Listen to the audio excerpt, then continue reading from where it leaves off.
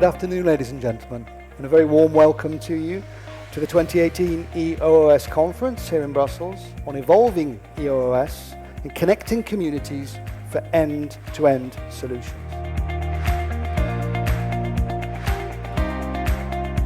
EOOS is actually the best way to do this, to ask everybody for an input, to ask everyone what they think we might need, to take it to the stakeholders, take it to our politicians, and maybe come up with a concerted action so that in the future we can actually get at this heritage. Any policy should be based in the best scientific knowledge.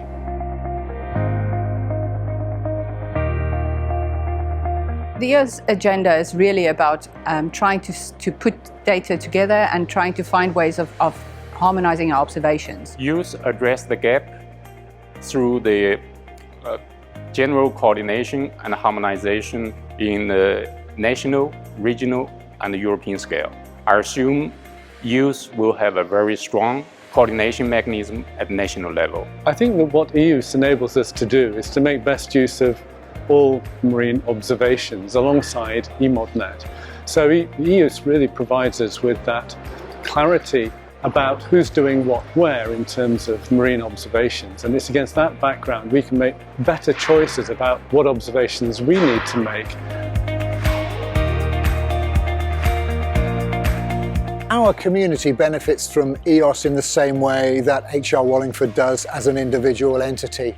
The more data we have, the more effective our modelling capabilities are, the more accurate our answers are, the happier our clients are. EOOS proposes to build the bridges that are still missing between the different ocean communities in charge of the oceans.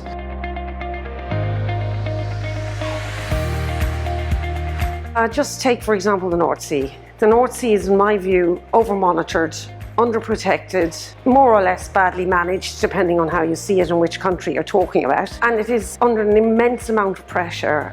It's being turned into an urbanized environment, and we really need to predict and understand what's going to happen. For example, if we cover large areas with wind farms, we really need to understand what it means to have marine protected areas. Do they work? Are they our future? Or is this an illusion that we may have? How do we manage a marine protected area? What is fisheries management? Do we actually do fisheries management, or do we just count fish?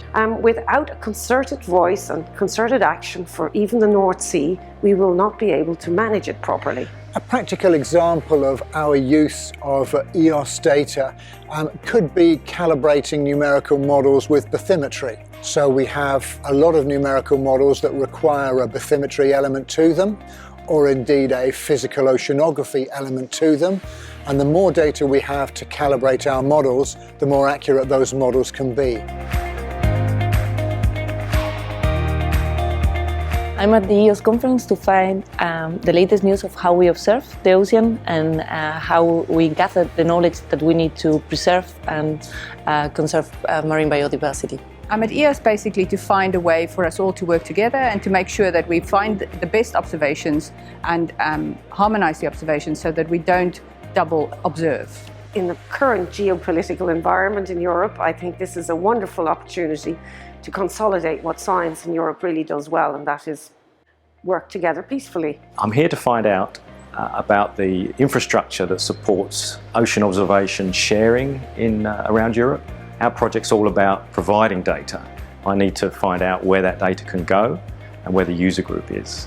I'm at EOOS to find out where EOOS will now go next. It's got an implementation plan. I think there's lots of things already going on that EOOS can put together, and it's good to talk about those.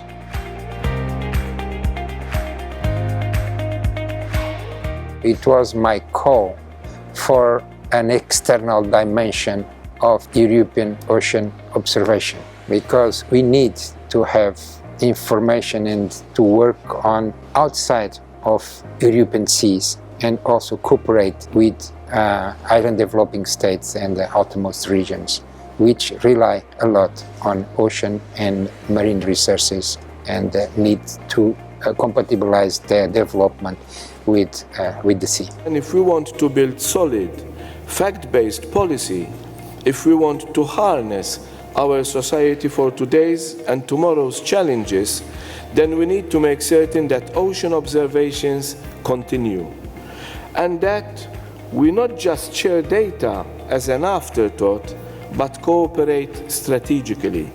We call on European countries and the EU to examine what's currently being done under their responsibility and establish roadmaps with specific actions and indicators to move towards a more integrated, transparent and coordinated approach.